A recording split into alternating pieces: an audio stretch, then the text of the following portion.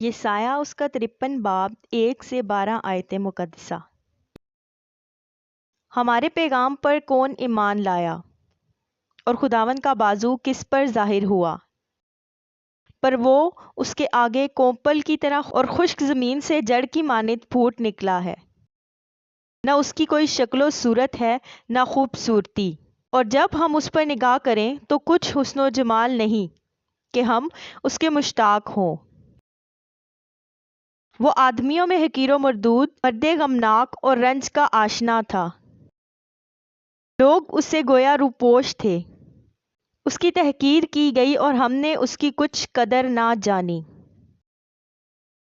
تو بھی اس نے ہماری مشقتیں اٹھا لیں اور ہمارے غموں کو برداشت کیا، پر ہم نے اسے خدا کا مارا کوٹا اور ستایا ہوا سمجھا، حالانکہ وہ ہماری خطاؤں کے سبب سے گھائل کیا گیا اور ہماری بدکرداری کی بابت کچلا گیا۔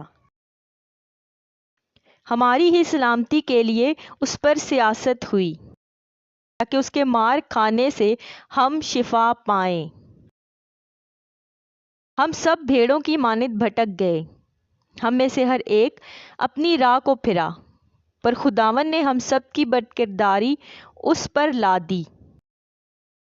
وہ ستایا گیا تو بھی اس نے برداشت کی اور منہ نہ کھولا، جس طرح برا جسے ذبح کرنے کو لے جاتے ہیں، اور جس طرح بھیڑ اپنے بال کترنے والوں کے سامنے بے زبان ہے، اسی طرح وہ خاموش رہا۔ وہ ظلم کر کے اور فتویٰ لگا کر اسے لے گئے، پر اس کے زمانہ کے لوگوں میں سے کس نے خیال کیا کہ وہ زندوں کی زمین سے کاٹ ڈالا گیا؟ میرے لوگوں کی خطاؤں کے سبب سے اس پر مار پڑی،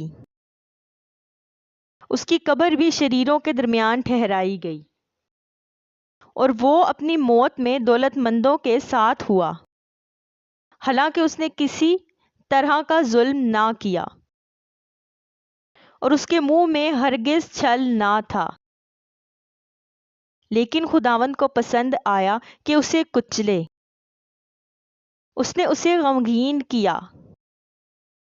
جب اس کی جان گناہ کی قربانی کے لیے گزرانی جائے گی تو وہ اپنی نسل کو دیکھے گا، اس کی عمر دراز ہوگی، اور خداوند کی مرضی اس کے ہاتھ کے وسیلہ سے پوری ہوگی۔ اپنی جان ہی کا دکھ اٹھا کر وہ اسے دیکھے گا اور سیر ہوگا۔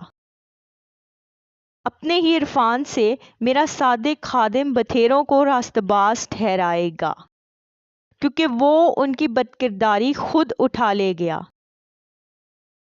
اس لیے میں اسے بزرگوں کے ساتھ حصہ دوں گا، اور وہ لوٹ کا مال زوراوروں کے ساتھ بانٹ لے گا، کیونکہ اس نے اپنی جان موت کے لیے انڈیل دی، اور وہ خطاکاروں کے ساتھ شمار کیا گیا۔ تو بھی اس نے بتھیروں کے گناہ اٹھا لیے اور خطاکاروں کی شفاعت کی۔ آمین۔